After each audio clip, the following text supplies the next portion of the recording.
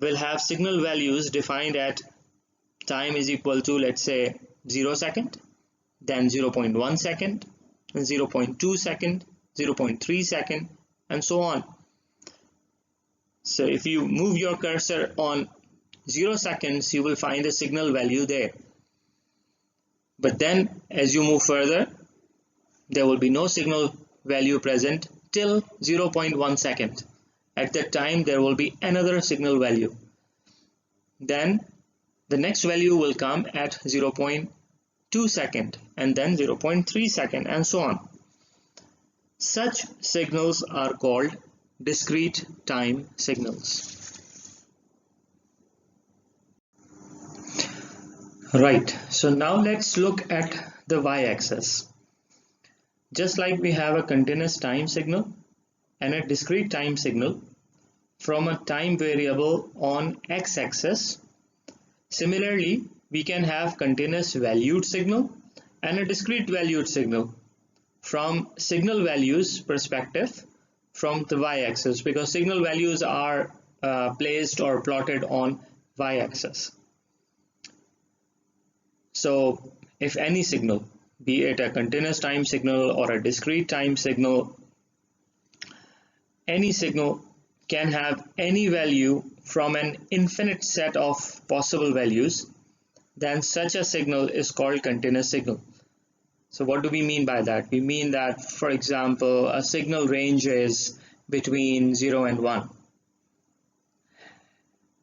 If that signal is allowed to take any possible value between 0 and 1, then this is called a continuous valued signal.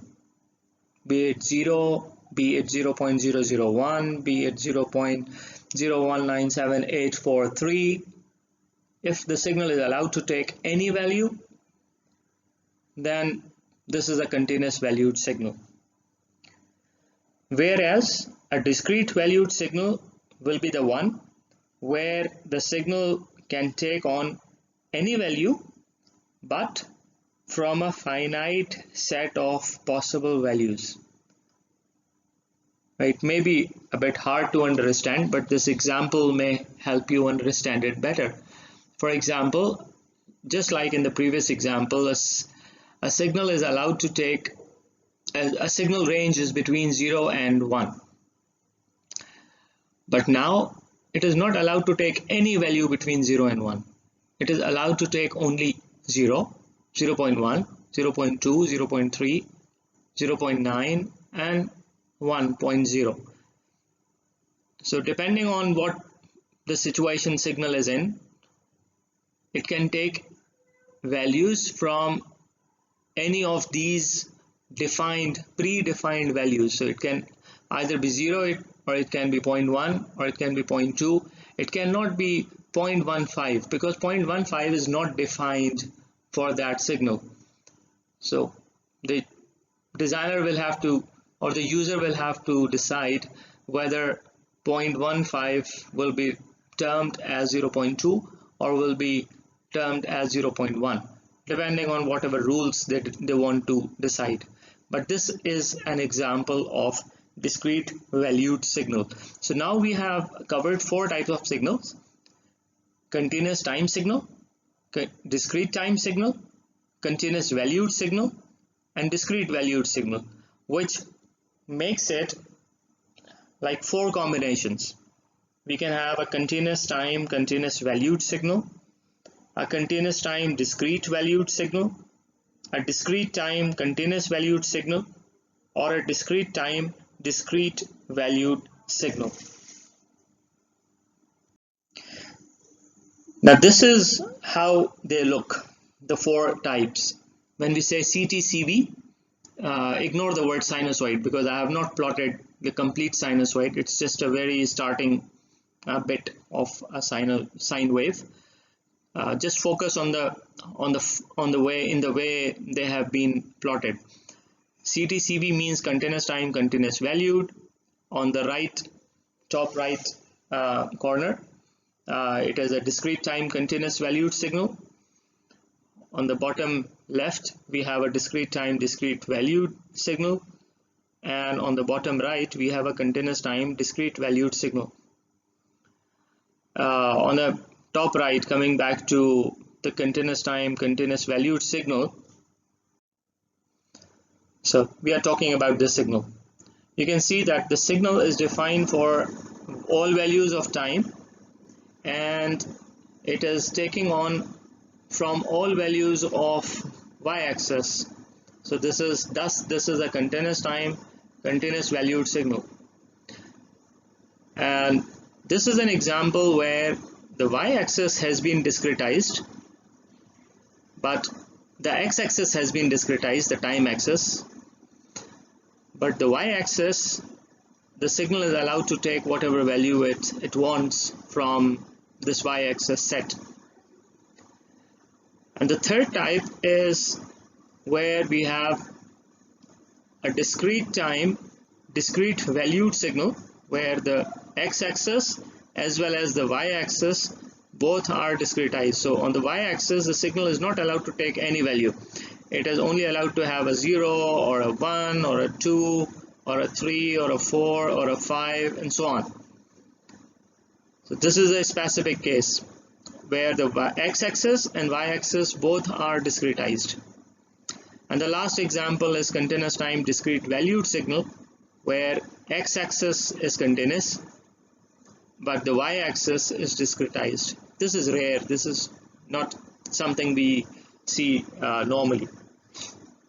Now, coming back to the continuous time continuous valued signal, this is the type of a signal which occurs in nature mostly.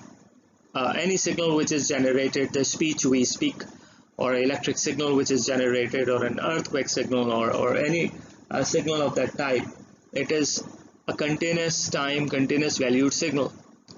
But in DSP, digital signal processing, we want these signals to be processed by our processors, microprocessors.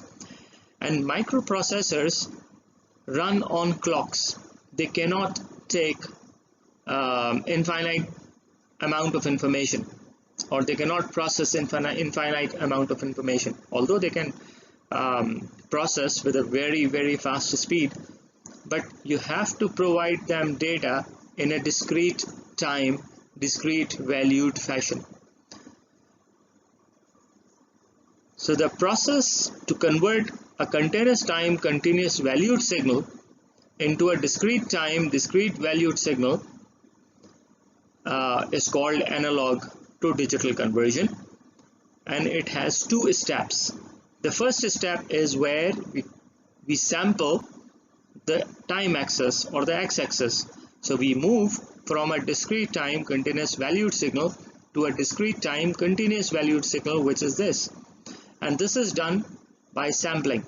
The process is called sampling. So first the sampling is done, and then this signal, discrete time continuous valued signal, is converted into a discrete time discrete valued signal through a process which is called quantization. And I'm sure when you studied analog to digital conversion, you have studied these both processes in detail. So these are the two processes to convert a continuous time continuous valued signal into a discrete time discrete valued signal. The first step is sampling, and the second step is quantization. So as we have seen and discussed just now, the process of converting a continuous time continuous valued signal into a discrete time continuous valued signal is called sampling, while the process of converting a discrete time continuous valued signal into a discrete time discrete valued signal is called quantization. Okay, moving further. Now there are two types of signals we will be interacting with. One is deterministic signal, which are the signal types like sine waves or ramp signal or a square wave or an exponential signal, which can be uniquely described through an explicit mathematical model or an expression, and they run through a well-defined rule. They are called deterministic signals. As opposed to them, there are some also other type of signals called random signals, where they cannot be easily described to a reasonable degree of accuracy through mathematical equations, but they carry, number one, they carry information, and number two, they have certain statistical properties within them. For example, their mean, their variances, their standard deviations, their energies and their powers, etc. And although they cannot be defined through a mathematical equation as such, but these signals are defined through statistical means, stochastic processes. This is an area through which these signals are defined. So we have two types of signals. One is deterministic and the other is random signal.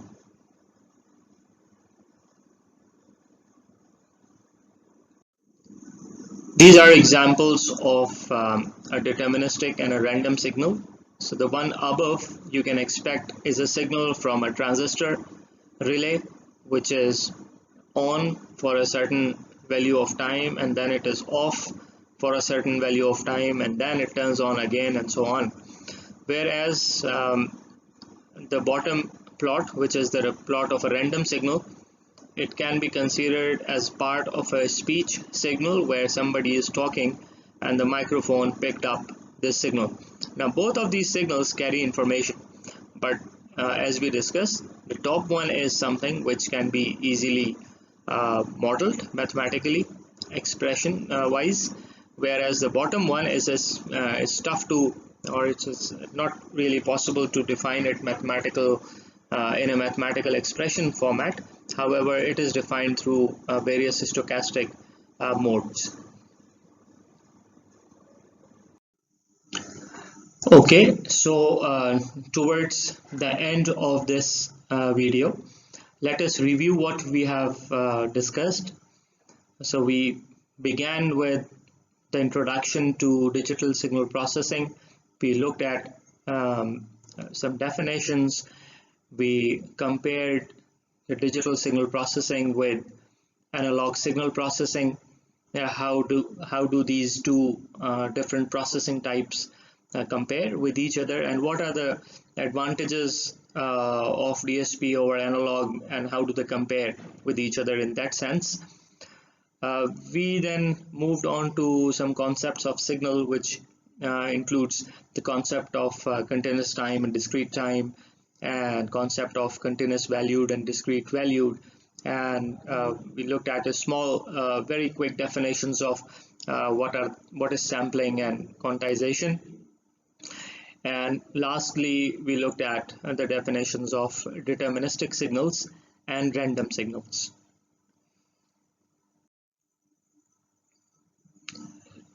Lastly, I would like to recommend some readings for you, both sections, section A and section B. Once you have gone through this video, I would recommend that before you go into the second video, because the second video we will be talking about concepts of frequency, which are different from what we have covered so far. So both of the videos are not necessarily connected.